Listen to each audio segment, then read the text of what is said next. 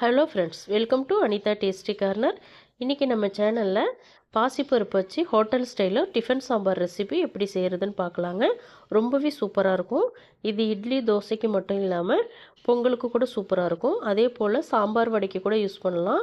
வடையை நல்லா ஊற வச்சு சாப்பிட்டீங்க அப்படின்னா அல்டிமேட்டாக இருக்கும். வாங்க இப்போ எப்படி செய்கிறதுன்னு பார்க்கலாம். அதுக்கு முன்னாடி நம்ம சேனலை ஃபஸ்ட் டைம் பார்க்குறீங்க அப்படின்னா மறந்துடாமல் சப்ஸ்கிரைப் பண்ணிக்கோங்க. இது போல் டிஃபன் சாம்பார் ரெசிபிஸ் நம்ம சேனலில் டிஃப்ரெண்ட்டான ஸ்டைலில் நிறைய அப்லோட் பண்ணியிருக்கோம். செக் பண்ணி பாருங்கள், உங்களுக்கு யூஸ்ஃபுல்லாக இருக்கும்.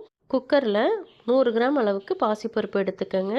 அதே கப்பால் 1/4 கப் அளவுக்கு, அதாவது 25 கிராம் அளவுக்கு துவரம்பருப்பு எடுத்துக்கோங்க.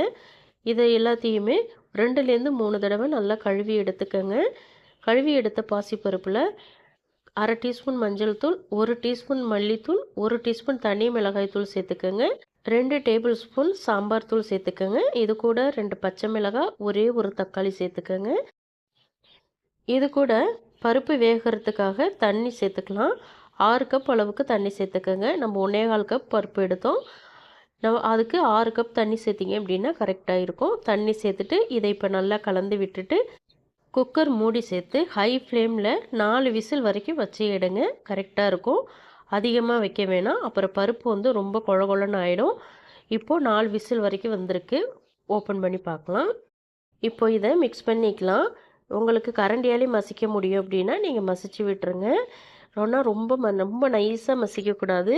குழன்னு ஆகிடும் அப்புறம் சாம்பார். 1 2மா மசிச்சுக்கோங்க.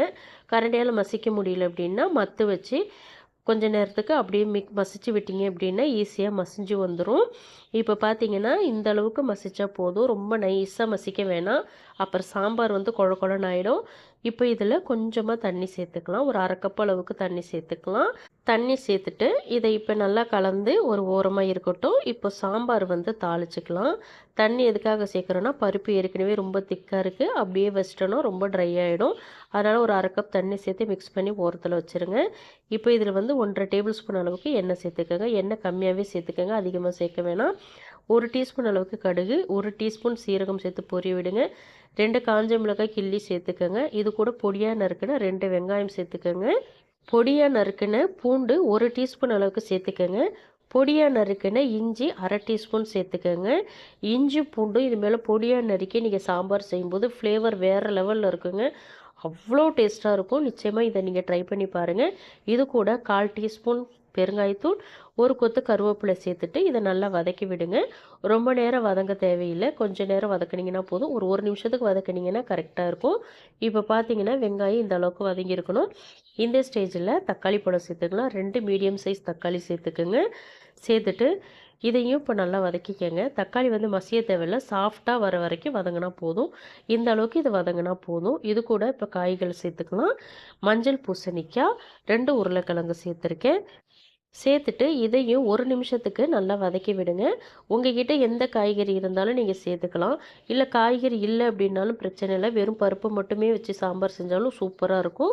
இப்போ இது 1 நிமிஷத்துக்கு நல்லா கலந்து விட்டதுக்கப்புறம் இப்போ நம்ம மசிச்சு வச்சுருக்கிற பருப்பை சேர்த்துக்கலாம். ஏன்னா மசாலா எல்லாமே பருப்போடு சேர்த்துட்டதுனால மசாலா இப்போ இந்த ஸ்டேஜில் எதுவும் சேர்க்க தேவையில்லை. இப்போ மசிச்சு வச்சுருக்கிற பருப்பை சேர்த்துக்கலாம். சேர்த்துட்டு இதை இப்போ நல்லா கலந்து விட்டுக்கோங்க. பருப்பு வந்து ரொம்ப திக்காக இருக்குது, பார்த்தீங்கன்னா தெரியும். இந்த ஸ்டேஜில் நம்ம கொஞ்சமாக தண்ணி சேர்த்துக்கலாம். ஒரு 1/2 கப் அளவுக்கு தண்ணி சேருங்க, கரெக்டாக இருக்கும். காயெல்லாம் வேகணும், அதனால் தண்ணி கொஞ்சம் எக்ஸ்ட்ராவே சேருங்க, கரெக்டாக இருக்கும். இப்போ பாருங்கள் இந்த கன்சிஸ்டன்சியில் இருக்குது. இது வந்து எல்லாத்துக்குமே ஊற்றி சாப்பிட்லாம். இந்த கன்சிஸ்டன்சியில் இருந்தால் நீங்கள் ரைஸுக்கு கூட வச்சு சாப்பிட்லாம். ரொம்பவே சூப்பராக இருக்கும். கலந்து விட்டதுக்கப்புறம் கொஞ்சமாக புளி தண்ணி சேர்த்துக்கலாம். ரொம்ப அதிகமாக சேர்க்க வேணாம், நான் 1 டேபிள் ஸ்பூன் தான் சேர்க்குறேன். இந்த சாம்பாருக்கு தேவையான அளவு உப்பு சேர்த்துக்கோங்க. உப்பு சேர்த்துட்டு இதை நல்லா இப்போ கலந்து விட்டுக்கலாம். கலந்து விட்டுட்டு இதை வந்து ஒரு 10லேருந்து 15 நிமிஷத்துக்கு ஹை ஃப்ளேமில் வச்சு கொதிக்க வச்சிங்க அப்படின்னா சாம்பார் ரெடி ஆகிடும். கொதிக்க வைக்கும்போது அடிக்கடி மிக்ஸ் பண்ணிக்கிட்டே இருங்க, ஏன்னா அடியில் அடிப்பிடிக்க வாய்ப்பு இருக்குது. இப்போ பார்த்தீங்க அப்படின்னா 15 நிமிஷம் நான் குக் பண்ணியிருக்கேன். சாம்பார் வந்து காயெல்லாம் வெந்து வரணும் இல்லையா, அதனால் 15 நிமிஷம் வைங்க, கரெக்டாக இருக்கும். இப்போ நான் காய்களை மசித்து காட்டுறேன் பாருங்கள். மஞ்சள் பூசணிக்காய் பாருங்கள், அவ்வளோ சாஃப்டாக வெந்து வந்திருக்குது. அவ்வளோ ஃப்ளேவர்ஃபுல்லாக இருக்கும் இந்த மஞ்சள் பூசணி சேர்க்கும்போது. இருந்தால் சேருங்க, இல்லைன்னா பிரச்சனை இல்லை. முருங்கைக்காய், கத்திரிக்காய் அந்தமாரி வெஜிடபிள்ஸ் கூட சேர்த்துக்கலாம். சேர்த்துட்டு இப்போ இதை நல்லா கலந்து விட்டுக்கோங்க. கலந்து விட்டுட்டு இதில் வந்து ஒரு சின்ன துண்டு வெல்லம் சேர்த்துக்கலாம். இப்போ மஞ்சள் பூசணிலேயே ஏற்கனவே ஸ்வீட்னஸ் இருக்கும், அதனால் வெல்லம் வந்து பார்த்து சேர்த்துக்கோங்க, அப்புறம் ரொம்ப ஸ்வீட் ஆகிடும் சாம்பார். இப்போது கொத்தமல்லி இலை சேர்த்துக்கலாம். அவ்வளோதான், சாம்பார் ரெடி ஆகிடுச்சு. ரொம்ப சூப்பராக இருக்கும். அந்த இனிப்போடு சாப்பிடும்போது சாம்பார் அப்பப்பா சாப்பிட்டுட்டே இருக்கலாம், அவ்வளோ டேஸ்ட்டாக இருக்கும். இட்லி, தோசை, ஒயிட் ரைஸ் கூடலாம் சாப்பிட்றதுக்கு.